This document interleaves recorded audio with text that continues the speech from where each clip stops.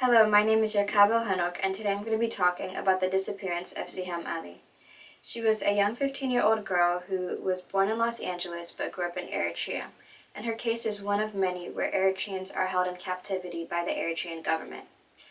It's often referred to as an enforced disappearance, but it is the abduction or detention of a person by state authorities in which the state authorities refuse to tell about the well-being of the person or what has happened to them.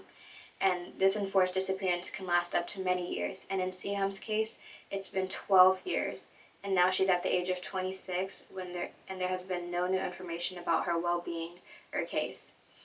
Victims of enforced disappearance are at the mercy of their captors, with no safeguards to protect them from further violations of their rights.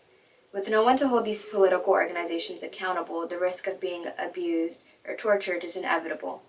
While this has been banned and looked down upon by the international community and the laws, there has unfortunately been limited action that we can take, especially against a country such as Eritrea, a country which has broken systems, an isolated economy and society, and has made pressure from international communities very futile.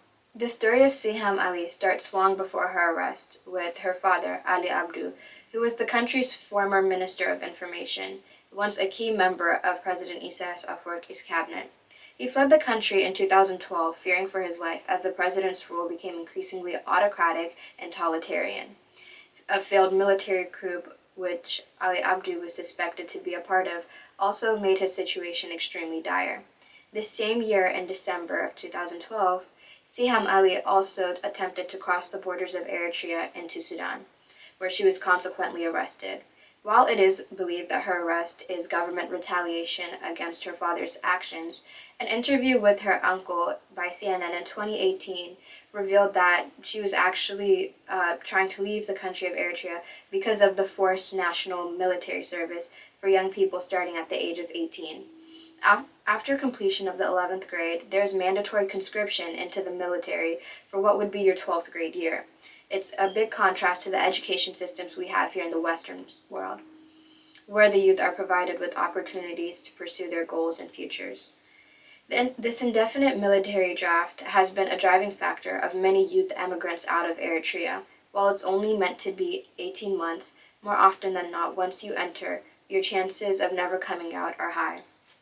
Much of the repressive measures undertaken by the government of Eritrea has been defended by the need to protect Eritrea from foreign threats. The result is that Eritrea has become increasingly militarized, isolated, and oppressive towards its own citizens, giving them limited freedom and rights.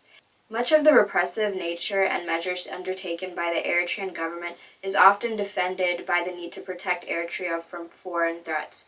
The result is that Eritrea has become increasingly militarized, isolated, and repressive towards its citizens, giving them limited rights and freedoms. Ciham's story is not at all unique. In Eritrea, many citizens have been imprisoned without trial for years, whether it's deserters who are trying to escape the military draft or political dissenters who are trying to speak out against the Eritrean regime. Even now, years later, aside from campaigns done by Amnesty and One Day Ciham, there has been a lack of outcry from the international community.